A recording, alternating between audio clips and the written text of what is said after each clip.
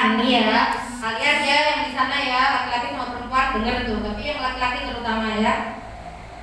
Ini ada laki-laki sama perempuan pacaran, cinta mati, ya kan? Udahlah, janjinya manis sekali.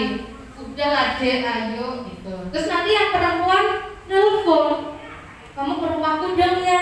Nah, bapak ibuku gak ono di rumah. Ya, kode itu. Datang itu si laki-laki ke rumahnya yang perempuan. Sudahlah mereka, gak usah tabu ya. Kalau saya berani bilang begini tuh tabu, tapi nyatanya tuh buahnya ini kejadian begini. Dan saya rasa teman-teman adik-adik semua ini tahu lah ya. Udah gak ada orang di situ, mulailah terjadilah yang dilarang oleh agama. Mulai dari pegang-pegang, cium-cium, sampai melakukan hubungan suami istri. Dan nih selesai. Besok keenakan, entah 2 hari lagi, entah 1 minggu lagi, entah kapan, cari kesempatan pokoknya kalau orang tuanya nggak ada. Begitu lagi.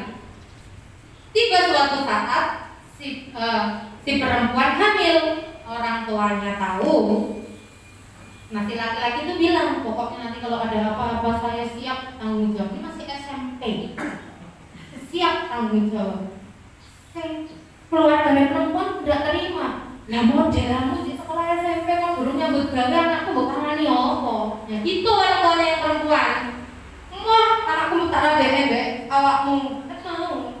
Terus akhirnya gimana? Ya akhirnya dilaporkan yang laki-lakinya masuk penjara. Makanya kalian punya pacar boleh, tapi gak usah aneh-aneh. Kalian tuh belum kerja, belum punya uang. Batu itu kalau direbus gak jadi nasi ya, tetap kan jadi batu. Kayak gitu. Jadi yang kena tuh laki-laki. Meskipun sebenarnya awalnya yang ngajakin, Bu, itu tuh anak saya. Nanti yang orang tuanya yang laki-laki, Bu, itu tuh yang ngajakin selalu yang WA, yang SMS itu si perempuan.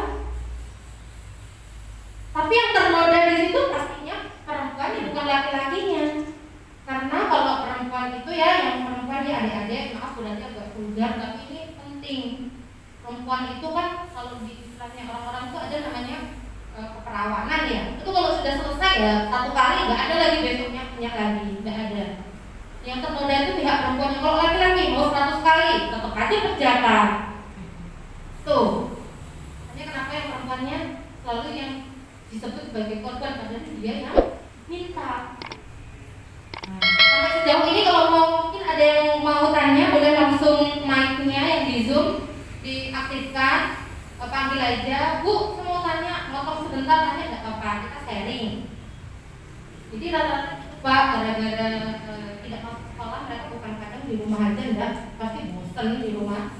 Akhirnya ya gitu sama pacarnya tadi kesempatan itu banyak sekali dan berarti juga saya sendiri Pak Bu agak luar biasa kagetnya. Yang melakukan itu bukan anak-anak dewasa, kadang yang perempuan tuh umurnya masih 12 tahun, masih 13, 14, sampai kan usia 14 tahun dan itu pastinya masih SMP, bukan SMA. Itu banyak yang seperti itu. Yang kedua lagi anak SMP itu, tapi ini sedikit feel double R. Berarti susah kalau mau nampilin di situ ya nanti karena kita zoom. Ada yang namanya pil double L. Pil double L itu bukan narkotika. Salah. Ada yang tahu pil double L kayak apa? Ada yang pernah dengar nggak? Mungkin ada yang pernah ditawari? Senyum-senyum sebenarnya kalian tuh di situ senyum-senyum berarti lihat tuh, tahu tapi malu ngomongnya. Ada nggak yang tahu? Pil double L. Ada yang tahu nggak? Ada. Siapa? Ngomong aja langsung. Nggak apa-apa. Bisik-bisik di situ, ngomong aja. Ada yang tahu di sini? Angkat tangan. Wah, pintar-pintar semua Pak. Kalau OSIS tuh susah ya. Kalau OSIS tuh pintar-pintar semua. Masih nggak tahu yang begini. Itu di sana ada nggak yang tahu? Mungkin pergaulannya luas, jadi tahu. Ada? Mungkin takut Bu. Takut? Nggak tahu itu? Biasanya gini, kalau takut, kalau tahu itu dikira nanti dia mungkin pemakai atau gimana loh Bu mungkin. Ya enggak lah. Siapa yang nggak tahu ganja? Coba angkat tangan. Nggak ada kan? Berarti tahu semua. Ada yang nggak tahu sabu-sabu? Angkat tangan. Yang belum pernah lihat sabu-sabu. Tahu kan sabu-sabu semuanya? Tahu. Enggak, tahu itu pengetahuan. Kalau pakai kejahatan. Nah, beda ya. Kalau tahu itu pengetahuan. Kalau pakai atau punya itu baru kejahatan. Jadi nggak apa-apa, harus tahu besok-besok. Kenapa berarti tanya ada yang tahu itu double R besok-besok. Kalau ada yang masih itu jangan mau. Jadi itu pil double R itu pilnya kecil-kecil kayak apa ya? Kecil kok. Kalau sama Paramex Bodrek itu bentuknya masih gedean ini Paramex Bodrek. Nah,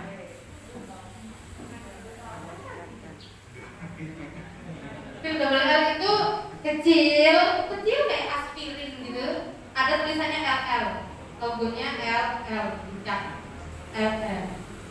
Pil double L itu bedanya sama sabu-sabu sama narkotika. Kalau sabu-sabu narkotika kalian nyimpen, kalian dihukum. Kalian pakai, kalian dihukum. Kalau pil double L tidak.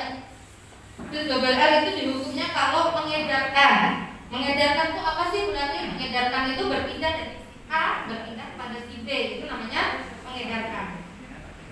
Tapi kalau misal tiba-tiba kalian ketangkep kalian punya, memang kalian beli, ada 1000, terus bilang ke Pak polisinya, ini loh saya minum sendiri Pak per hari 100 biji, nggak apa-apa, nggak dihukum. Tapi bisa dipastikan besok tamat oleh kalian, dan gitu aja.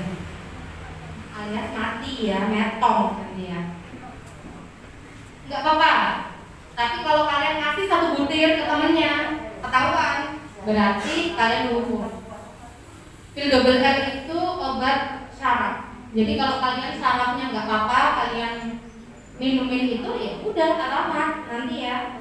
Lama-lama ya gila kalian karena dia menyerang saraf. Tuh. Udah sejauh ini ada yang mau tanya? Ayo, waktu itu dulu pertanyaan lu. Nggak apa-apa di luar itu kan boleh mau nanya. Apa aja boleh. Kebetulan kemarin Bapak Ketua MKKS kalau udah selesai ketemu sempat nanya ke saya, Bu kalau mau jadi jaksa itu apakah ada sekolah khusus kayak ada ini lebih enak sekolah pertahanan, Stitchen juga punya sekolah gitu. Apakah kalau mau jadi jaksa itu ada sekolah khususnya? Kemarin ketua. Oh iya, ada apa dari mana? Namanya siapa?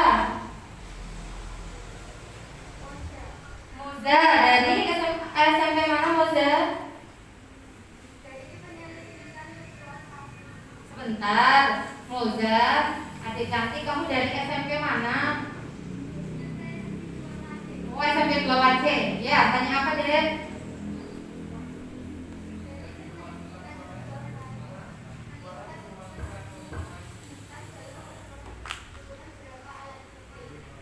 Oke, adik Moza ini nanya dari penyelidikan suatu kasus untuk ditingkatkan ke penyidikan itu dibutuhkan berapa alat bukti, ya kan? Jawabannya minimal 2 alat bukti. Adik Moza tahu nggak alat bukti itu apa aja? Adik Moza tahu nggak macamnya alat bukti itu apa aja?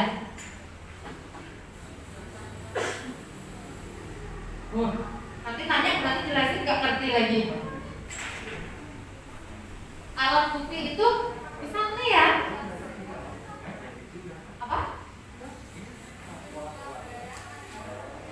Berupa barang atau benda, macamnya apa? Ya udah, berarti jelasin ya. Alat bukti itu ada. Oh ya, adik Moza ini kami ada doorpress ya dari kejaksaan masing-masing kita titipkan ke kepala sekolah. Yang bertanya nanti dapat, nanti langsung tagihnya ke kepala sekolah masing-masing ya. Nah. Nanti kalau kurang kepala sekolahnya yang nambahin.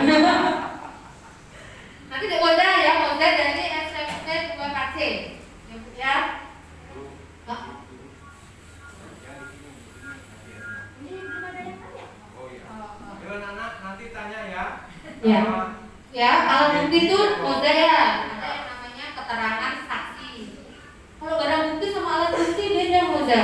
Kalau barang bukti itu suatu barang atau benda yang disita yang berkaitan dengan suatu peristiwa pidana. Itu barang bukti, bisa berupa pakaian, bisa berupa HP, bisa berupa misal kalau ada perkara pembunuhan begitu, parang, golok, pisau, nah, itu namanya barang bukti. Kalau alat bukti itu keterangan saksi, keterangan ahli, keterangan terdakwa, surat sama petunjuk. Nah itu alat bukti. Nanti yang mendukung dari situ barang bukti itu termasuk ke petunjuk. Tadi barang-barang yang disita itu petunjuk. Itu bukan alat bukti, termasuk alat bukti tapi di petunjuk. Itu bukan alat buktinya, bukan mutlak barang-barang itu bukan. Ya. Jadi ada dua. Kalau misal si Dekoza ini ketahuan mencuri, misal nih, kami jaga bayi ya, enggak, Dekoza pinter kok, nanya kok. Misal nih ketahuan mencuri, apa yang harus mendukung? Ada saksinya. Nah, ada saksinya, nanti keterangan terdakwanya bagaimana. Terus ternyata ada barang-barang yang disita, nanti sebagai petunjuk. Kan ada tiga itu nanti. Ada keterangan saksi, ada keterangan terdakwa atau tersangka terdakwanya, terus ada barang-barang yang sebagai petunjuk. Itu namanya untuk ditingkatkan sebagai. Jadi nggak hanya terus si A, misal si B, si A merasa si B nyuri, bu si B nyuri, hukum saja. Nah, terus ada alat buktinya. Nggak boleh orang nuduh itu sembarangan, harus bisa dibuktikan. Seperti itu. Ya, ada yang lain? Di sini nggak ada yang mau nanya. Di sana boleh langsung ikut aja, nimbrung aja kita ya. Kayak siaran radio. Oh, mau bertanya. Dari mana? Dari mana? Dari SMP? Oh, dari SMP 1 Atap Loncaret, Pak. Siapa namanya di Bapak kepala sekolahnya ada di sini nih? Siapa namanya? Lia Safira. Iya ya. Apa? Adek mau nanya apa? Nanti dijawab sama Kak Dedi nih. Ganteng nih, cuma tutupan sama masker.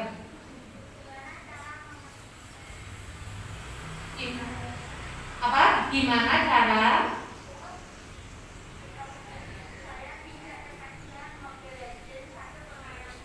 Oh, oke. Nanti kalau Kak Dedi yang jawab. Gimana? Jadi adiknya nanya, Bu, gimana agar saya tidak ketagihan main Mobile Legends sama Free Fire ya? Bagaimana tidak ketagihan main game? Oke, silakan Kak Dedi. Nanti biasa yang main. Termasuk melanggar hukum nggak Pak? Kalau main game itu nggak melanggar hukum tentunya. Cuma sebagai generasi milenial seperti yang sudah saya sampaikan tadi, kita harus mengisi kegiatan dengan hal-hal yang positif. Saya bukan jualan jamu istilahnya ya, memberikan motivasi ke adik-adik. Alhamdulillah kalau zaman saya dulu PlayStation zaman saya dulu itu sewa 1 jamnya itu kalau nggak salah 2.500 kalau nggak 3.000 zaman dulu. Nah itu pun bisa kita kecanduan zaman dahulu. Nah gimana caranya supaya kita kecanduan? Nah kita isi dengan hal-hal yang positif. Misalkan kalau saya kebetulan saya suka baca itu nggak yang harus berat-berat, baca apapun yang kita suka nggak masalah. Ketika kita mulai menyukai membaca, misalkan contoh ya, saya mencontohkan diri saya sendiri, saya suka baca. Saya dulu awalnya suka baca biografi. Saya ingat betul dulu saya di SMP itu ada biografi Wakil Rudolf Supratman. Dari situ saya termotivasi, seorang biasa menjadi orang besar, terus akan memori motorik kita akan mengarah ke apa yang kita baca. Mulai saya baca, terus terang dulu awal-awal saya mulai seumuran ini saya suka baca biografi karena yaitu ketika saya baca saya apa ya, seolah-olah saya menjadi orang tersebut. Ini nggak tahu kita sugesti atau apa, nggak tahu. Dan ada penelitian bahwa kita akan menjadi apa tergantung apa yang kita baca. Percaya atau enggak, monggo. Makanya mungkin tadi gimana tuh supaya nggak kecanduan Mobile Legend, main game, atau mungkin tadi Mbak Ratri mencontohkan gimana supaya kita nggak pacaran. Saya juga mencontohkan sendiri. Alhamdulillah saya SMP SMA entah saya yang jelek, tidak laku, tapi saya dulu permisif, tidak pacaran saya. Itu percaya nggak percaya, saya baru pacaran itu waktu kuliah magister saya. Iya, nggak tahu lah, tapi mungkin saya seperti itu dulu saya, karena saya menanamkan diri saya sendiri bahwa saya berasal dari keluarga yang sederhana, maka saya harus cepat selesai kuliah dan saya ingin membalas budi baik orang tua saya yang telah menyekolahkan saya. Itu cita-cita saya dari dulu. Makanya saya waktu itu saya kuliah di salah satu universitas swasta di Jogja yang lumayan mahal itu, Universitas Islam Indonesia, yang mungkin bulannya yang sekarang jadi menteri Pak Mahfud MD. Dan itu kuliahnya agak mahal, makanya termotivasi saya pokoknya setiap saat saya pasti baca. Dan saya memotivasi saya sendiri dulu, 1 bulan saya harus membeli buku minimal 2. Jadi sedikit motivasi ya, minimal 2 dan itu harus saya baca. Gak banyak, 1 bulan itu saya beli 2. Kumpul, yang awalnya mohon maaf saya dulu waktu SMA saya itu IPA ke hukum itu saya gak sambung. Waktu itu saya teori keadilan itu saya nggak tahu saya. Montesquieu teori pemisahan kekuasaan saya nggak tahu bener. Akhirnya awal saya sedikit baca, akhirnya tahu dan alhamdulillah saya lulus pas 3,5 tahun di wisuda. Saya cum laude, tahun saya ambil S2 di Universitas Gadjah Mada. Saya dulu ambil magister penotariatan, walaupun nggak cum laude masih 3,5 lah itu saya. Dan saya juga ambil magister hukum di Universitas Negeri Kalimantan. Memang itu motivasi saya dan saya suka sekolah sebenarnya, dan sekarang pun saya juga masih sekolah. Saya sekarang ambil program doktor di Universitas Erlangga. Bukan saya bermaksud menyombongkan diri, tapi ini motivasi ke teman-teman bahwa saya dulu suka main PS tapi nggak sampai kecanduan karena saya suka baca. Setelah SMA kuliah itu saya mulai suka baca novel. Selain buku pelajaran, saya masih baca buku novel. Novel yang positif ya. Sekarang banyak sekali buku novel yang positif. Misalkan dulu saya sangat terinspirasi sekali sama bukunya keluaran Mizan, ayat-ayat cinta gitu kalau nggak salah ya. Saya menginspirasi bahwa saya itu sebagai siapa namanya, tokoh utamanya lupa saya,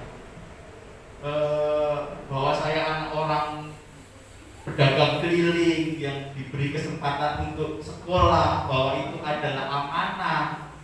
Kalian sekolah ini adalah amanah dari orang tua kalian untuk supaya kalian jadi orang baik. Kenapa bukan orang pinter? Banyak orang pinter tapi tidak baik. Jadi orang baik dulu, orang baik. Di situ ya itu motivasi saya untuk membalas orang tua aja. Nah makanya balik lagi, gimana supaya kita enggak kecanduan, pilih satu hobi yang itu bisa menyibukkan kita yang arah positif. Mungkin saya contohnya membaca, atau mungkin lebih suka olahraga yang sifatnya itu apa ya? Kalau game itu kan antara otak kanan sama otak kiri kan bekerja biasa, jadi harus yang seimbang.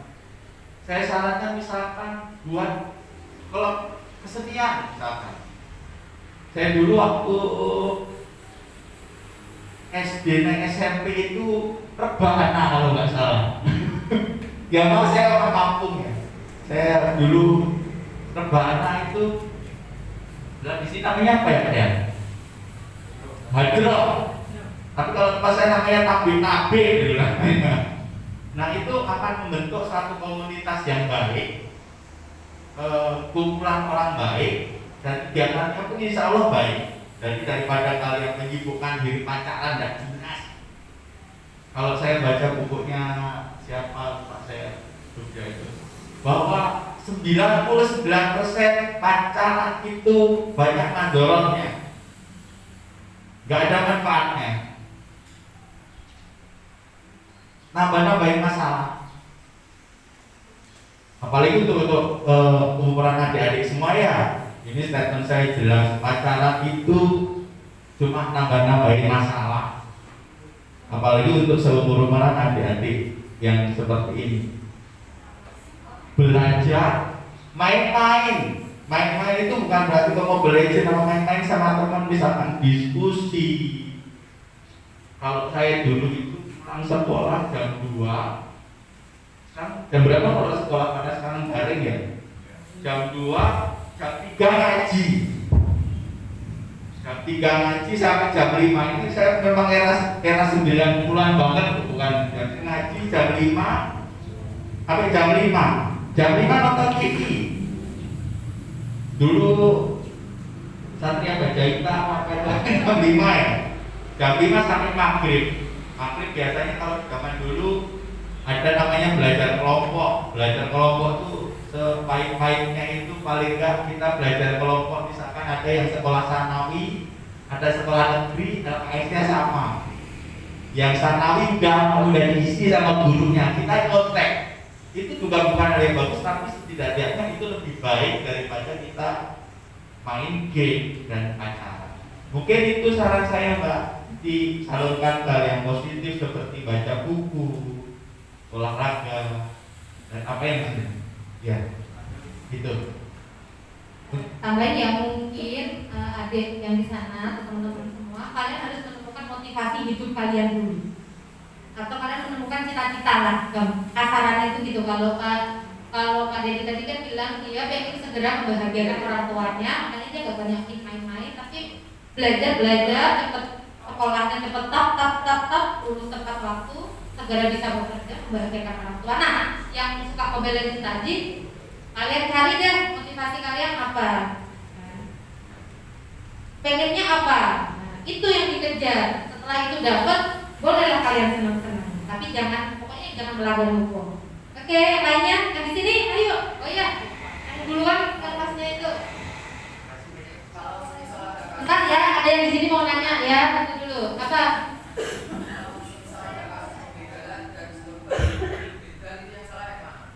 Kurang-kurang. Kalau semisal ada beban begal, itu membunuh begal karena aksi membela itu yang salah ya Pak? Jadi ini temennya yang di sini ada yang nanya, kalau dia jalan nih misal tiba-tiba dibegal sama orang. Nah kebetulan yang dibegal ini dia bisa nih karena dia ikut PSKT atau PN ya, dia bisa pencaksilat, dia lawan itu si begal. Si begalnya mati, yang dihukum siapa? Nah itu pertanyaannya temanmu yang di sini ya. Monggo Pak Dedi. Jadi, ya, jadi ada dalam teori pidana itu ada alasan pemaaf dan alasan pembenar. Jadi yang kurang lebihnya kalau alasan pemaaf itu dari si pelaku dia tidak bisa dipertanggungjawabkan karena ada sesuatu hal yang bisa dimaafkan. Misalkan si pelaku ini ternyata gila. Jadi ketika orang gila ini melakukan suatu tindak pidana, contohnya misalkan pukul orang, waktu pas dia gila, kamu pukul, yang dipukul ini terus bakar otak ya. Nah itu namanya ada alasan pemaaf karena tidak bisa dipertanggungjawabkan karena gila tadi. Terus yang kedua ada yang namanya alasan pemaaf. Dimaafkan karena apa? Ada suatu keadaan yang di luar dalam dirinya yang termasuk lagi tadi unsur membela diri. Ada pemaaf juga, misalkan petinju yang sedang bermain tinju di dalam ring dan permainannya itu sah. Misalkan dia punya kekuatan Mike Tyson nih, dipukul berat langsung kejang-kejang mati. Nah, tapi karena itu pertandingannya sah dalam ring yang benar, ada di situ wasitnya, ada tim medisnya, itu tidak apa-apa. Sama juga yang dicontohkan tadi, saya dibegal orang. Ketika saya melawan, ternyata mati, alasan maaf. Tapi lain cerita misalkan begal ini lari, tetap dipaksa untuk kita kejar, terus dibunuh, itu tidak boleh. Memang ini agak menarik ya, Bre. Jadi ada perkara kalau nggak salah di Medan atau di Batam, saya lupa, satpam bunuh pencuri, Pak, dipidana, dan teman-teman satpamnya ini demo karena suatu perkara pidana itu tidak bisa diberikan. Misalkan kita dibegal, orang pasti cuma nyuplek orang begal, bunuh begal kok dihukum. Padahal ada teori pidana juga, ketika begal ini sudah lari, tetapi kita tetap mengejar dan kita mau membunuh, nah itu udah ada niat di situ untuk melakukan pembunuhan dan itu bisa kena pidana. Jadi memang ada batas-batasan dari teori hukum pidana itu sejauh mana itu dapat dikategorikan sebagai satu pembelaan diri. Itu ya jawaban dari saya dan sampai ini maju ya dengan Bapak ya. Ya sebentar. Ayo, yang tanya tadi ke depan, Mbak. Siapa ya yang tanya? Silakan. Dipoto. Namanya siapa tadi? Ariza. Betul.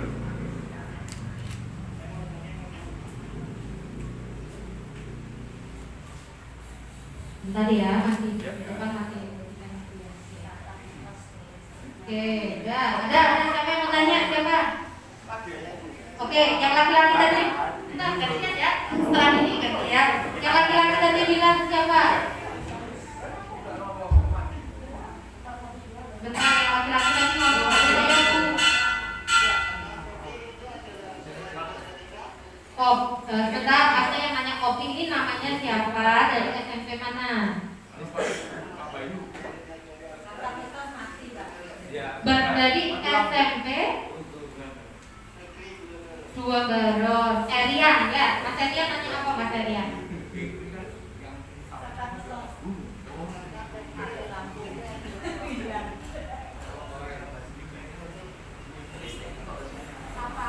Apakah kopi itu termasuk narkotika gitu? Oke, ini menarik nih pertanyaannya dari Mas Erian dari SMP 2 Baron. Baron nanya, Bu, apakah kopi itu termasuk narkotika? Karena ketagihan kopinya. Menarik. Bentar, dulu ya. Jawab dulu Mas Eriannya ya. Kopi itu masuk narkotika tidak? Yang termasuk narkotika itu adalah apa yang ada di Undang-Undang Narkotika, yaitu Undang-Undang Nomor 35 Tahun 2009. Di dalamnya itu ada lampirannya. Nah, di lampiran itu banyak macamnya. Cuma yang familiar di kita karena mungkin kasusnya banyak terjadi yaitu sabu-sabu, ganja, kokain, apalagi ya, Inex atau apa itulah ya, itu yang familiar dengan kita. Nah, sepanjang semua bahan atau tanaman yang tidak terlampir atau tidak masuk dalam daftar lampiran yang ada di undang-undang tentang narkotika itu berarti dia bukan termasuk narkotika meskipun bisa menimbulkan kecanduan. Tapi mungkin oleh para dokter atau ahli kesehatan ataupun ahli tanaman ataupun apalah itu kadang membahayakan di dalam kopi itu tidak sedahsyat mungkin ganja atau bahan-bahan adiktif lainnya. Kecanduannya itu berbeda, sehingga sampai mungkin merusak saraf atau merusak fungsi tubuh kita. Jadi dia kopi tidak dikategorikan sebagai narkotika. Tapi kalau suatu saat nanti ada penelitian yang mengatakan bahwa kopi itu dapat membahayakan kesehatan, langsung menyerang organ apa, bisa jadi nanti dikategorikan narkotika. Tergantung, karena undang-undang itu setiap tahunnya kan ya berubah, tergantung perkembangan zaman juga. Itu yang Mas Arian ya. Oke, Mas Arian. Maksudnya di sini tadi Masnya siapa namanya Mas? Aditya Surya. Aditya Surya. Oke. Apa?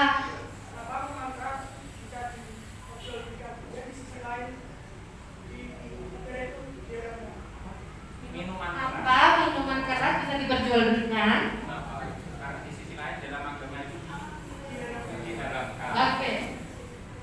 Sehari kalau kita ngomong agama dan negara, ini dua sisi yang berbeda.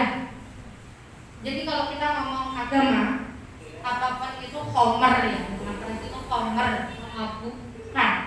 Meskipun bahannya sebenarnya dari anggur yang halal, tapi ketika diolah dia menjadikan ada suatu zat yang dia bisa memabukkan, sama agama jelas harus dihindari, jelas diharamkan, jelas dilarang. Ini agama. Tapi kita ini tinggal di negara Indonesia yang ada aturan hukumnya. Saya pastikan apa yang diatur oleh agama itu pasti hal yang baik. Tapi di agama kita, di negara kita Indonesia itu tidak hanya ada satu agama. Ada agama Kristen, Katolik, Hindu, Buddha, Konghucu. Mungkin di luar negeri banyak lagi agama yang lain. Nah, sementara di agama yang lain mungkin tidak mengharapkan itu. Sekarang negara ini kan harus netral, tidak boleh. Mungkin kita ini negara Islam ya, yang saklek bahwa apa aturan hukumnya adalah apa yang menjadi dasar agama. Nah itu baru mungkin akan diharapkan secara mutlak. Sementara Indonesia tidak. Ada batas-batas tertentu, tapi meskipun tidak diharamkan, ada aturan-aturan tertentu terkait minuman keras.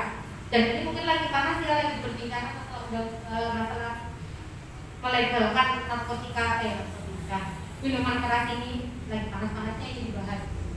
Cuma yang kita perlu bahwa negara pun mengatur berapa kadar alkohol sekian ini boleh dijual di mana, kadar alkohol berapa persen itu hanya boleh diperjualbelikan, bagaimana aturannya, bagaimana izin penjualannya, bagaimana itu ada. Sebenarnya itu negara ini juga mengatur kalau anak-anak di bawah umur nggak boleh kok beli itu. Cuma implementasinya aja, pelaksanaannya itu aja. Bagaimana pengawasan negara terhadap orang-orang yang menjual minuman keras itu. Nah, seperti itu Mas. Kalau saya bilang dilarang ya setengah dilarang, setengah tidak, tergantung juga minuman kerasnya. Kemudian kalau menurut agama jelas dilarang, dan percayalah apa yang dilarang oleh agama itu baik untuk kita. Tidak mungkin tidak, karena kalau kamu sudah mabuk, pasti kamu akan melakukan tindak pidana lainnya. Rata-rata orang yang kena penganiayaan dan pengeroyokan, pelakunya itu berawal dari mabuk-mabuk. Apakah pada hari itu kamu sedang minum minuman? Iya. Minuman arak Jawa, Bu. Oplosan, ya. Tuh.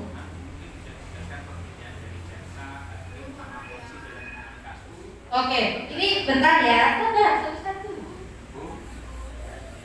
Oh, dikasihkan. Oke. Mas Adi. Iya, Adi.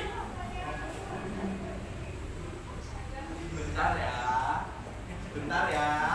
Dipoto dulu.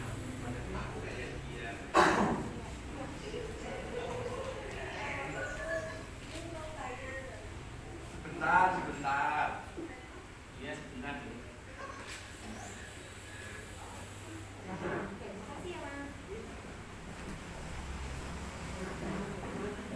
Siapa lagi dari anak-anak otis?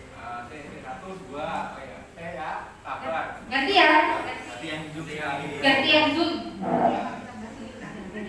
Yang Zoom siapa yang perempuan sekarang ya?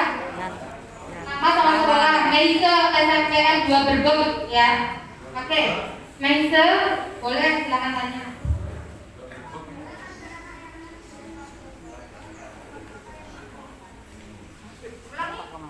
Diulang.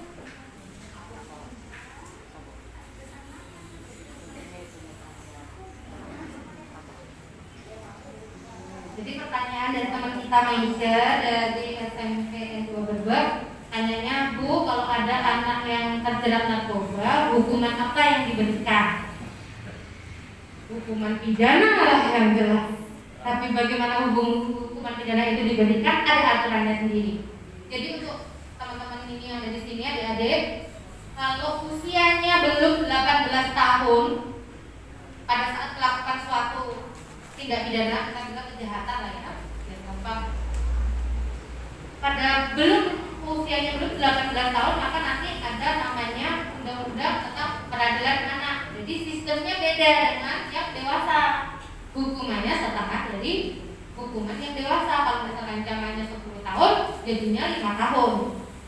Namun dalam undang-undang itu mensyaratkan bahwa agar penegak hukum ini, baik polisi, baik jaksa, baik hakim, semuanya ini mengedepankan masa depan anak, agar hukuman itu bukan untuk menjatuhkan masa depan anak. Tetap yang dipupuk adalah bagaimana anak itu sadar akan perbuatannya, masa depannya tidak rusak. Jadi tetap dibela sama negara ini. Anak-anak 18 tahun ke bawah ini benar dibela dalam artian. Padahal kadang saya miris, perbuatannya itu sudah bukan perbuatan anak-anak.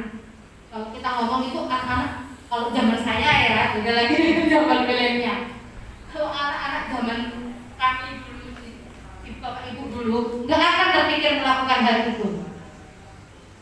Tapi di anak-anak zaman sekarang itu sudah melakukan hal itu. Saya bilang itu kalau itu bukan kejahatan anak-anak, itu kalau itu udah sindikat, kalau saya bilang itu di persidangan. Karena saking parahnya. Tapi mau bagaimana lagi, undang-undang itu mensyaratkan kita tidak boleh menghukum semaksimal mungkin kepada anak. Jatuhnya adalah ke pembinaan. Jadi rata-rata kalaupun sampai parah perbuatannya dihukum penjara, dek, tapi tidak lama. Tapi bukan kemudian kalian boleh melakukan itu. Oh ya tidak ya. Kemudian ada hukuman pelatihan kerja atau dikembalikan ke sekolah dengan syarat tertentu. Yang penting satu, kalau kamu melakukan kejahatan, orang tua kamu mau menerima kamu kembali. Yang kedua, kalau kamu sekolahmu masih menerima kamu kembali. Kemudian masyarakat di sekitarmu masih menerima kamu kembali, kita mungkin akan memberikan yang ringan. Tapi kalau tidak, ya sudah, bisa jadi kamu diambil menjadi anak negara, asuh sama negara, karena orang tuanya sudah menyatakan saya tidak sanggup ngasuh anak saya. Ada beberapa perkara berarti hadirkan, karena setiap sidang itu orang tua kalau masih anak-anak, orang tuanya harus hadir. Ternyata kondisinya broken home, kondisi ekonominya susah, dia pun kesulitan menyekolahkan anaknya. Saya minta ke hakim agar anak ini diasuh oleh dinas sosial, biar disekolahkan sama dinas sosial. Akhirnya hakim pun menyepakati seperti itu. Anak ini diasuh oleh dinas sosial selama jangka waktu berapa tahun ya, kalau selama waktu itu setahun. Sepanjang 1 tahun ini ikut tinggal di rumah yang ditunjuk oleh dinas sosial, disekolahkan dan didaftarkan oleh dinas sosial. Alhamdulillah anak ini menjadi lebih baik daripada dia harus tinggal dengan orang tua dengan kondisi mungkin psikisnya tidak dijaga, apalagi kondisi ekonominya sudah tahu-tahuan. Seperti itu, jadi tetap dihukum ya, ada hukuman penjaranya. Nyuri pun juga dihukum penjara, meskipun nggak hukumannya tidak seberat yang dewasa, tapi tetap ada hukumannya. Oke ya, Malaysia. Yang di sini? Ya, Yang mana Pak? oke dulu. Ya, yang ini dulu Mbak. Ya, langsung. Apa?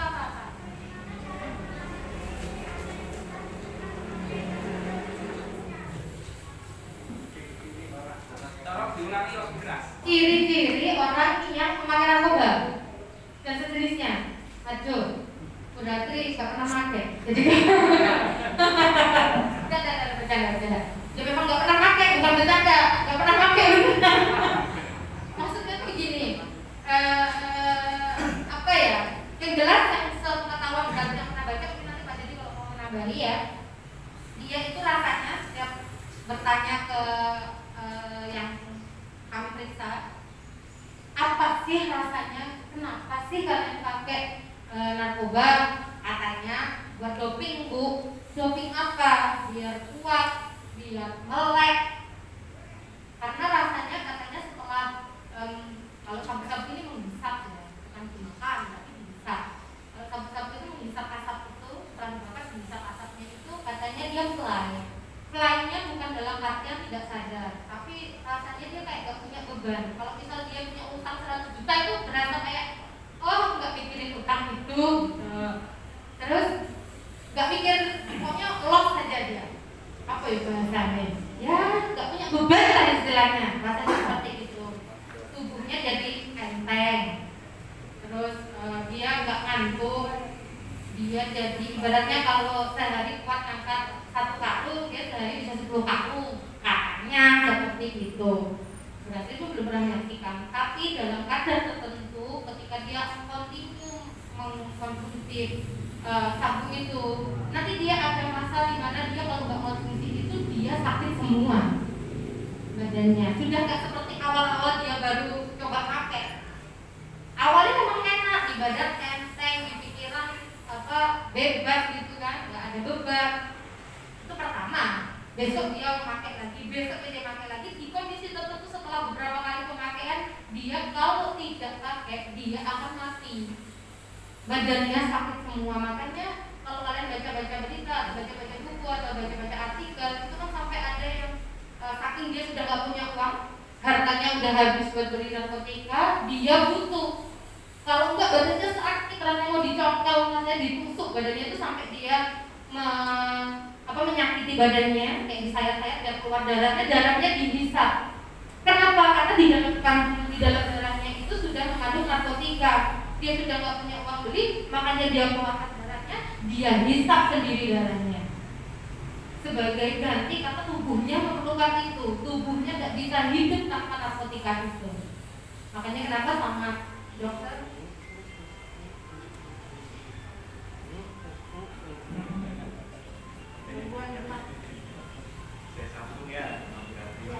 saya sambung ya. Jadi seperti yang disampaikan Bu Adi tadi, yang intinya bahwa narkotika itu zat adiktif ya istilahnya, di mana narkotika itu ada zat yang di situ memicu organ-organ kita bekerja di luar yang semestinya. Nah, sehingga yang biasanya muncul ciri-cirinya. Jadi nanti kalau misalkan temennya diajak ngomong ngatur, jangan dibilang pakai narkoba. Terkadang kalau dia susah berkonsentrasi, tatapannya kosong, terus ada kantong mata. Kantong matanya itu biasanya ada kantong mata dan ada istilahnya mata panda.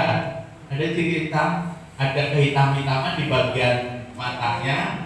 Karena apa? Sebagaimana Bu Ratri tadi bilang bahwa ada salah satu efek dari pemakaian narkotika itu adalah tidak mengantuk. Jadi dia tidak bisa tidur, sarafnya yang tidak bisa tidur, tapi matanya sebenarnya harus bisa tidur. Efeknya akan ada kantong mata dan bola mata ya istilahnya, yang gitu merah. Nah, jadi efek narkotika itu yang Assalamualaikum. Di sini jangan sekali-kali coba-coba, karena biasanya diawali dengan coba-coba. Kalau dulu istilahnya, kalau SMP itu biasanya, kalau dulu saya waktu bukan di Nganjuk, karena saya belum bukan di Nganjuk kebetulan, double L yang kejangkau oleh adik-adik. Double L itu relatif murah. Yang diserang apa? Saraf. Kalau misalkan nanti adik-adik baca buku apa, kenapa sih kok generasi kita diserang dengan narkotika, diiming-iming kalau pakai double L itu enak, tubuhnya enteng, itu omong kosong semua. Yang tujuannya biar saraf kalian rusak. Setelah saraf kalian rusak, kalian menjadi orang yang tidak berguna. Akhirnya nanti orang asing lah yang akan mendominasi dan menduduki wilayah suatu negara.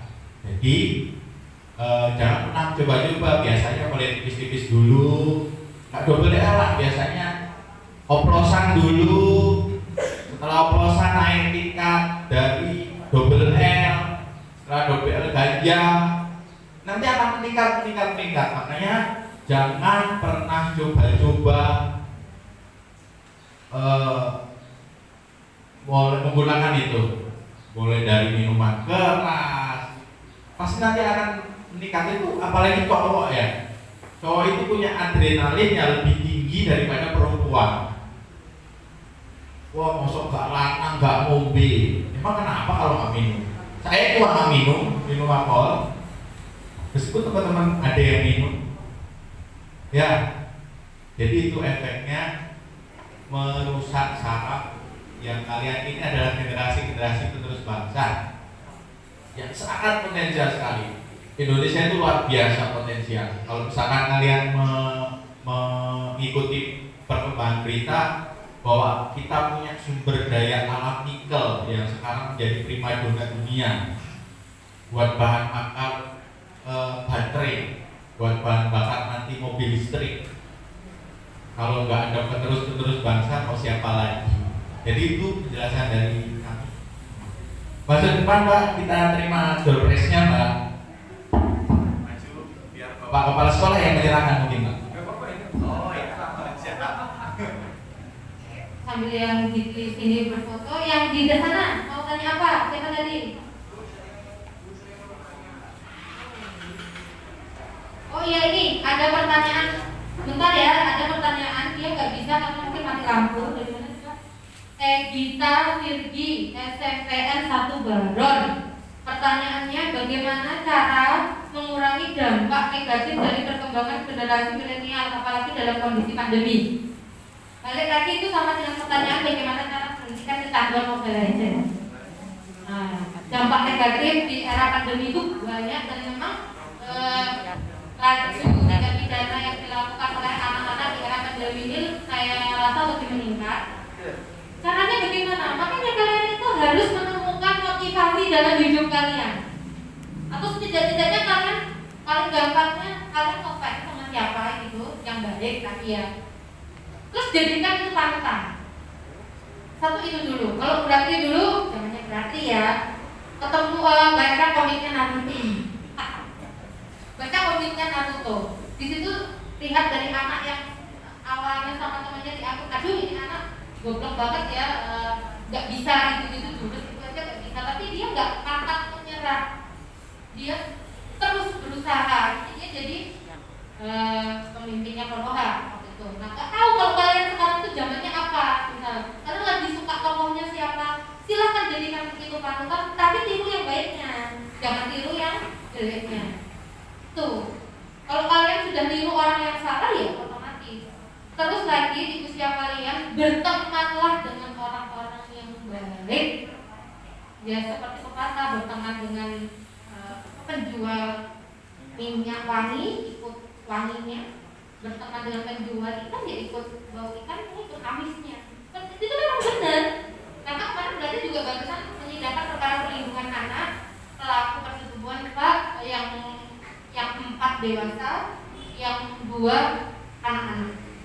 Ya anak-anak ini ikut sering ngumpul di rumahnya yang dewasa ini buat minum-minum. Yang dewasa ini punya pacar, pacarnya dibawa ke rumahnya, digilir satu-satu. Dan si anak-anak ini udah kamu ikutan aja beres sampai yang dewasa udah ayo gantian. Sebegitunya. Itu karena apa? Karena berteman dengan teman yang salah, pasti ngajaknya ya salah. Kalau berteman sama teman-teman yang benar, ya ngajaknya pasti benar. Kalau kalian teman sama teman-teman rohis pasti diajak, ayo ini sudah waktunya zuhur, ayo sholat jamaah yuk. Itu. Coba kalau kalian ke taman nakal, ayo ke warung kene arjo ini, arak Jawa. Sudah selesai wes. Bar los gitu. Ya kan? Tuh. Temukan motivasi kalian maunya apa? Kalian pengennya apa? Gitu. Usahakan jadi yang terbaik dulu. Baru kalian boleh senang-senang tapi jangan kelabatan. Oke, lanjut siapa tadi? Iya, yang tadi siapa? Cowok sekarang, cowok yang di Zoom dulu. Iya siapa? Muhammad. Bu Muhammad Susanto bukannya tadi sudah ya? Yang lain? Yang lain yang belum nanya ini dari Kertas. Oh, nanti kamu belum Kertas. Tiga yang masih lapor. Oh, 3 ya? Mana coba Kertas sama? 1, 2, dan sama Kertas. Oh, 3 itu. Oke. Berbek sudah tadi. Baron. Ayo siapa? Coba Baron. Jangan Susanto lagi yang lain. Masih Susanto. Jangan di sini aja dulu. Iya, Mbak. Ayo, itu Pak, Mbak. Itu tuh, yang belakang. Yang belakang udah, oke. Yang belakang, Pak. Lanjut. Apa perbedaan hukum pidana dengan hukum perdata? Apa perbedaan hukum pidana? Apa perbedaan hukum pidana sama hukum perdata? Kalau hukum pidana sama perdata itu sebenarnya sama-sama mengatur tentang orang. Tapi kalau hukum pidana ini antara orang dengan negara. Artinya antara orang dengan aturan yang ada di negara ini. Kaitannya dengan kejahatan. Berarti sesuatu yang dilarang sama negara. Itu hukum pidana. Kalau yang dilarang sama negara, melanggar itu masuknya pasti ke pidana. Kaitannya nanti ketemunya sama jaksa. Ketemu polisi dulu, ketemu jaksa, ketemu hakim, ketemu jaksa lagi. Dan itu. Kalau hukum perdata itu orang dengan orang, kepentingan si A dengan kepentingan si B. Kaitannya itu. Jadi yang melakukan hubungan di antara orang dengan orang, si A dengan si B atau si A dengan si B, C, D, E, F, G. Gak ada kaitannya dengan negara. Hanya membahas tentang kepentinganmu mungkin dengan kepentingan orang lain. Kaitannya apa? Contohnya, misal warisan, misal jual beli. Perdata. Di perdata istilahnya bukan dihukum tapi kalah menang, Pak. Jadi biasanya kan di dalam gugatannya itu ada ganti rugi. Nah, seperti itu. Nah, nanti asetnya atau kekayaannya dieksekusi oleh pengadilan nanti. Jadi jaksa untuk perkara perdata, jaksa sama polisi itu tidak ada kaitannya. Perkara perdata itu murni orang per orang nanti langsung ke pengadilan. Nanti lembaga eksekutornya itu dari pengadilan bukan dari jaksa. Tapi kalau pidana kaitannya dengan kejahatan pasti ketemunya yang pertama sama polisi, habis itu sama jaksa, habis itu sama hakim, dieksekusi sama jaksa lagi. Tuh perbedaannya. Ada yang kurang mengerti? Paham? Yang lainnya? Yang ini yang dulu yang depan, ya Mbak, yang depan. Kiri. Nanti souvenirnya bareng aja ya. Jatuh aja langsung ya. Ya, gimana Pak?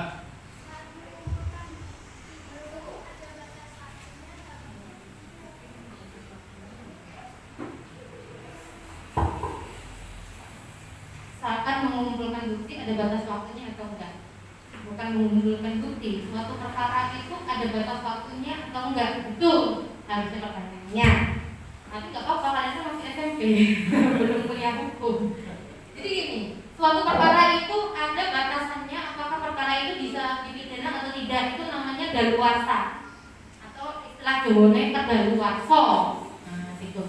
Suatu perkara itu ada batas waktunya, kedaluarsanya. Biasanya perkara-perkara tertentu, misal kayak percetakan dan lain sebagainya itu kalau nggak salah cuma berapa tahun gitu. Berarti juga nggak begitu ingat semua yang ada di KUHP. Tapi rata-rata 12 tahun. Rata-rata perkara-perkara biasa kayak pencurian, kayak penganiayaan dan lain-lain itu semuanya penipuan, gelapan itu 12 tahun daluarsanya. Katanya itu, tapi ada beberapa diatur khusus tentang masa daluarsanya, Pak. Jadi lewat dari itu sudah tidak bisa diproses. Itu. Jadi kalau bukan masalah pengumpulan barang buktinya tidak. Kalau pengumpulan barang bukti itu mungkin kaitannya misal gini, si A ketahuan pencuri terus dia ditahan sama polisi. Karena dia ditahan, sementara penahanan itu ada batas waktunya. Kalau lewat dari penahanannya maka orang itu harus keluar. Nah itu polisi mau tidak mau sebelum lewat masa penahanannya dia harus mengumpulkan alat buktinya. Mungkin kaitannya dengan itu, Pak. Kalau hukum tidak berlaku surut, waduh ini kuliah semester 1. Kalau hukum tidak berlaku surut, artinya misal gini, ini ada undang-undang, ada suatu perbuatan hari ini, undang-undangnya belum diatur, tiba-tiba suatu saat diatur, dia tidak boleh dikenakan. Atau katakanlah gini, misal hari ini suatu perbuatan A diatur oleh undang-undang A. Ternyata pada prosesnya atau dia belum dilaporkan, undang-undang A ini udah diganti sama undang-undang B. Terus dia diproses. Undang-undang mana yang harus dipakai? Ya undang-undang A, di mana waktu kejadiannya itu sebelum diundangkannya undang-undang B. Jadi tidak boleh undang-undang B yang dipakai untuk perkara yang sudah lalu tidak boleh. Undang-undang B yang mulai detik B itu diundangkan sampai ke depan, tidak boleh dari sebelum diundangkannya itu. Itu namanya tidak boleh berlaku surut. Simpelnya penjelasannya seperti itu, Pak. Jadi alat bukti itu mungkin cepat-cepat dan perlindungan kita harus segera mengumpulkan segera itu mungkin kaitannya sama penahanan. Orang itu ditahan itu tidak serta-merta tak sebenarnya polisi pokoknya tak lobok kapan tak toknya tidak. Semua ada aturannya. Tuh ya. Karena untuk yang di sini sudah habis hadiahnya, kita ke Zoom. Dibagi dulu nih. Ada yang Zoom gimana? Ada yang tanya? Jangan satu lagi yang lainnya. Ada nggak yang lainnya? Ada yang mau tanya? Enggak, kalau enggak boleh Susanto nanya. Eka, Risma, siapa lagi ini nama-nama? Ada yang mau tanya? Nggak ada, ya Susanto, boleh tanya apa?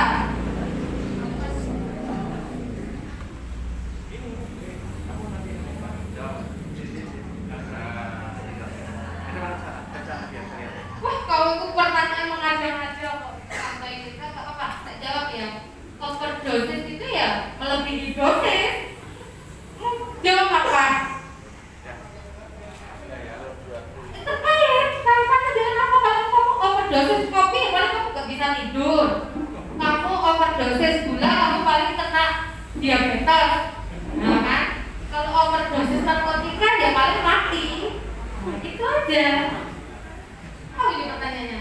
Ini adalah pertanyaan ini titipan dari Bapak Guru di sebelah saya agar dijelaskan Bu bedanya polisi, jaksa sama hakim itu perbedaannya di mana dalam menangani kasus.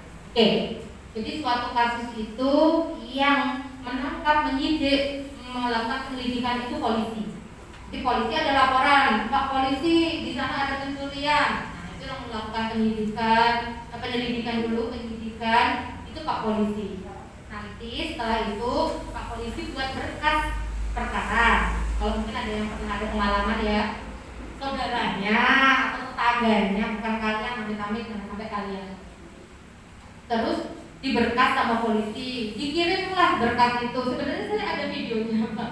Untuk itu nih kita kendala ya, nggak bisa menampilkan kalau begini. Berkas itu dikirim ke jaksa. Nanti jaksa meneliti apakah terhadap orang A yang dituduh mencuri ini alat buktinya sudah cukup atau tidak. Kalau belum cukup, kita kembalikan berkasnya. Nanti polisi menggali lagi melakukan penyidikan lagi untuk memperoleh alat bukti yang mendukung. Seperti tadi ada pertanyaan, berapa alat bukti? 2, minimal keterangan saksinya mendukung, kemudian mungkin alat bukti yang lain, keterangan terdakwa dan yang lain-lain. Nah, nanti setelah diperbaiki sama polisi, ditambah lagi alat buktinya, dia diserahkan lagi ke jaksa, ternyata kami teliti sudah lengkap, berkas itu kita sering dengar adalah istilah P21, di P21 sama jaksa. Setelah di P21 sama jaksa, maka tersangka beserta berkas itu dilimpah ke jaksanya. Nah, nanti dilimpah setelah oleh jaksa, kemudian akan dilimpah lagi ke pengadilan untuk disidangkan. Jadi nanti setelah itu jaksa yang menyidangkannya bersama dengan hakim di pengadilan yang menentukan kapan sidangnya. Jaksa kapan sidangnya yang menentukan bukan kami, yang menentukan hakim. Kapan hari sidangnya itu hakim, kapan ditundanya, pokoknya jalannya persidangan itu pemimpinnya hakim, yang menentukan hakim. Kemudian jaksa menuntut cocok deh untuk perkara ini, pencurian ini, misal berapa tahun ya pasnya, itu jaksa yang menuntut. Nah, atas tuntutan jaksa itu hakim mempertimbangkan apakah tuntutan jaksa ini sudah tepat, ataukah terlalu berat, ataukah terlalu ringan.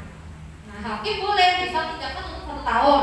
Kalau dirasa menurut hakim oh atau pas lah kerugiannya segini, begini-begini, udah cukup lah, hakim memutus 1 tahun. Kalau dirasa menurut hakim udah dia udah kesel kok, dia udah kasihan, dikurangi lagi mungkin jadi 10 bulan.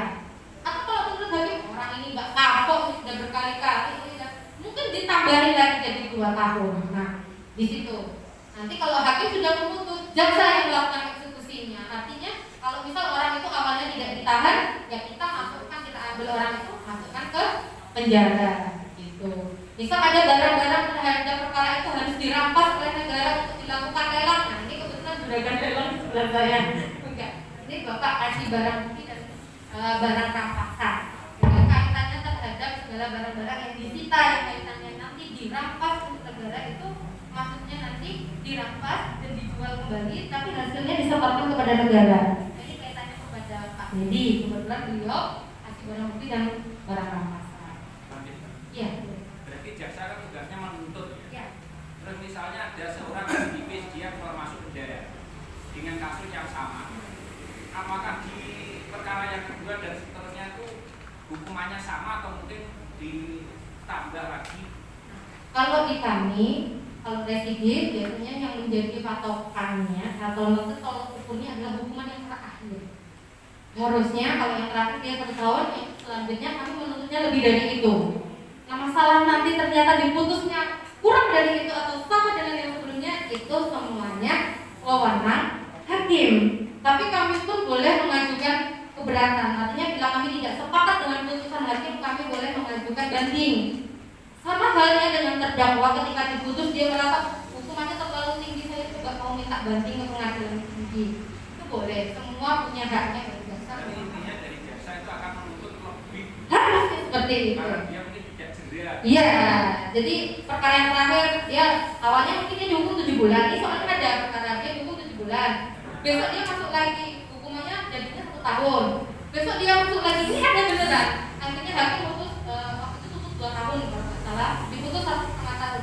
Sekarang masuk lagi harusnya ya lebih tinggi dari itu. Tapi balik lagi masalah putusan itu wewenangnya di hakim, kami menuntut dan tuntutan kami harus berdasarkan tolak ukur yang sebelumnya kalau dia residif. Nah itu tentu ada lagi perkara lupa.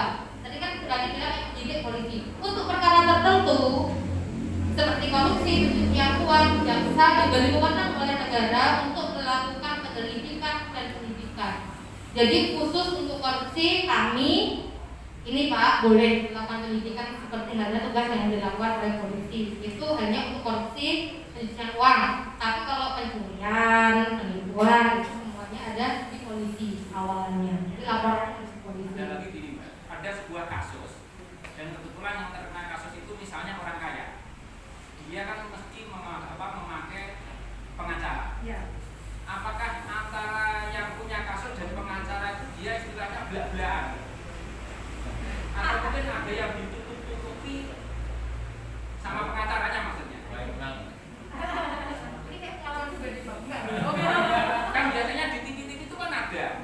ada yang tersangka pembunuhan tapi dia lolos dari jerat hukum karena dibela oleh lawyer ini. Yang dibuat gitu ya. Iya. Karena mungkin kan dia banyak pelanggan. Iya. Seharusnya begitu. Mungkin Seharusnya terakhir pengacara itu untuk bisa membela kliennya harusnya tahu dulu permasalahannya sebenarnya biar bisa mencari celah untuk bagaimana menyelamatkan si orang itu. Harusnya seperti itu. Tapi kan belum tentu juga apakah si orang ini percaya 100% terhadap pengacaranya kan belum tentu juga. Tapi pengacara itu punya hak, dia punya kode etik bahwa apa yang disampaikan oleh klien itu tidak boleh keluar. Jadi sekalipun itu kebenaran yang disampaikan, katakanlah kebenaran itu sebenarnya salah, nggak apa-apa mereka kepada dia ya dalam hati nuraninya ya profesional gitu ya. Kalau dia kebenaran yang dianut dia mundur biasanya. Orang ini nggak apa-apa itu ya. yang membela yang dibela nggak tahu itu benar atau salah tapi bagaimana supaya menjadi hukumannya ringan atau Harusnya bukan begitu filosofinya. Pengacara itu adalah bagaimana hukum itu ditegakkan dengan benar sama dengan kami.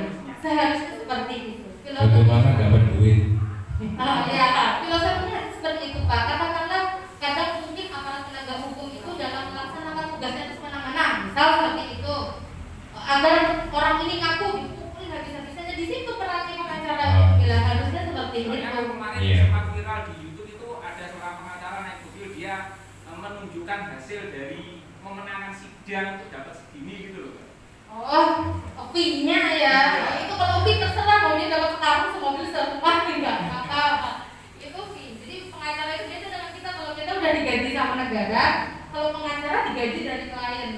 Semakin dia sudah terkenal, biasanya final semakin besar. Baik. Atau kalau perkara yang dia tangani semakin susah, dia semakin pasti semakin Parah. banyak. Oke. Jadi anak-anakku yang memperhatikan apa yang sudah disampaikan oleh tim jaksa baik Pak Dedi maupun Ibu Radreka, ini Pak Edi atau kami berharap Bapak Ibu Kepala Sekolah berharap juga yang melalui YouTube tolong dicamkan betul-betul anak-anak ya, tolong diresapi kemudian dimaknai bahwa apa yang disampaikan tim jaksa tadi tidak akan menjadikan masa depan kalian tercoreng dengan apa yang sudah dijelaskan tadi seperti masalah narkoba, pembulian, pencabulan, bahkan tindak penghinaan sampai dengan perbuatan yang melanggar hukum yang lain yang sudah dijelaskan tadi. Sanggup ya anak-anakku ya? Ya, terima kasih. Dan kepada Ibu Radreka ini, wah begitu semangat sekali. Kita beri aplaus juga untuk Pak Dedi. Baik, kami tim jaksa, kami dari ke-9 Satuan Pendidikan banyak berterima kasih kepada panjenengan berdua yang telah banyak memberikan konsultasi dan penyuluhan hukum terkait tupoksi daripada jaksa, sehingga anak-anak kami di 9 SMP negeri yang mengikuti Zoom tadi mulai kuat, mulai paham, dan selanjutnya akan berlaku bagaimana caranya agar tidak mengalami masalah-masalah yang hubungannya dengan hukum seperti yang sudah disampaikan tadi. Terakhir, mungkin ada tambahan dari Pak Dedi monggo. Terima kasih atas atensi dari adik-adik semua. Mungkin terakhir saya mau minta partisipasi dari adik-adik bahwa Kejaksaan Negeri Nganjuk ada slogan SAE, yaitu semangat, amanah, melayani. Saya minta tolong ketika saya nanti bilang Kejaksaan Negeri Nganjuk, tolong disahut semangat, amanah, melayani. Pak, tolong ya, nanti disuruh dari depan Pak. Nanti saya pakai contoh dulu ya. Kejaksaan Negeri Nganjuk, semangat, kita tolong yang kompak, yang itu sambil tangannya. Soalnya mau di shooting ya anak ya. Ya.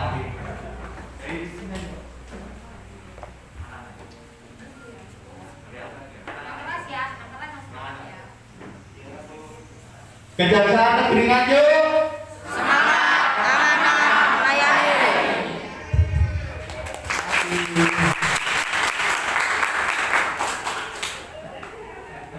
Kurang lebihnya ya, terima kasih Bapak Ibu Kepala Sekolah. Apabila ada kurang dan lebihnya dari apa yang kami sampaikan, kami mohon maaf. Apabila ada kurangnya itu dari kami, apabila ada benarnya maka itu datangnya dari Allah SWT. Kiranya kami cukupkan. Terima kasih semua teman-teman yang ada di Zoom juga. Semoga sehat dan sukses selalu. Teman-teman juga di sini semua saya doakan semoga sehat dan sukses selalu. Ya, itu aja. Terima kasih. Akhirul kalam. Wassalamualaikum warahmatullahi wabarakatuh. Waalaikumsalam warahmatullahi wabarakatuh. Hadirin yang berbahagia, demikian serangkaian acara sosialisasi dan penyuluhan hukum bagi peserta didik SMP peserta didik SMP Negeri Kabupaten Nganjuk oleh Kejaksaan Negeri Kabupaten Nganjuk. Kami selaku tuan rumah, pembawa acara dan sebagainya dari panitia, mohon maaf yang sebesar-besarnya. Bila topik wal hidayah. Wassalamualaikum warahmatullahi wabarakatuh. Matur nuwun kepada Bapak Ibu Kepala Sekolah yang hadir di sini. Kemudian kami minta foto dulu ibu-ibu, bapak-bapak kepala sekolah bersama tim jaksa dan nanti juga anak-anak ya foto ya di depan ya. Itu tolong dipindahkan dulu. Tolong Pak, ini mejanya diatur dulu. Monggo.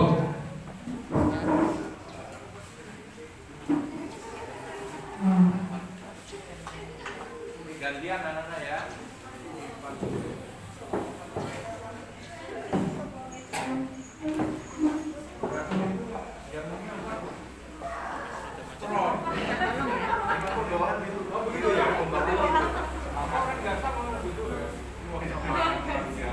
Emang ini biaya seperti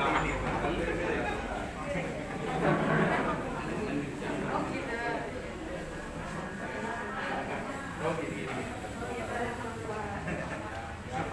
Ya,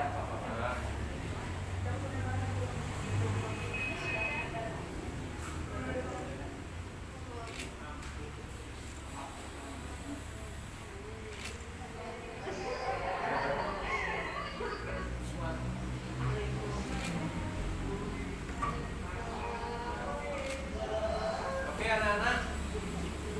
Yuk,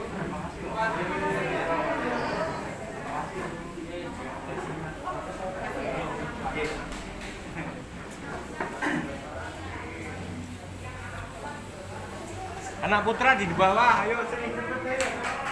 Yuk, anak putra di depan, putrinya di sini. Nah, di bawah. Ayo, osis, ayo osis.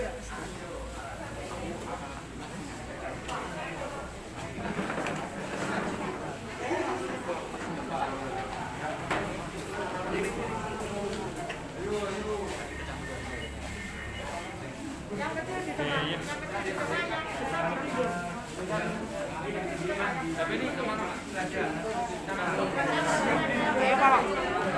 Kalau kanan semua, kiri semua. Kakinya yang di bawah, yang di atas, yang kanan semua, kiri semua.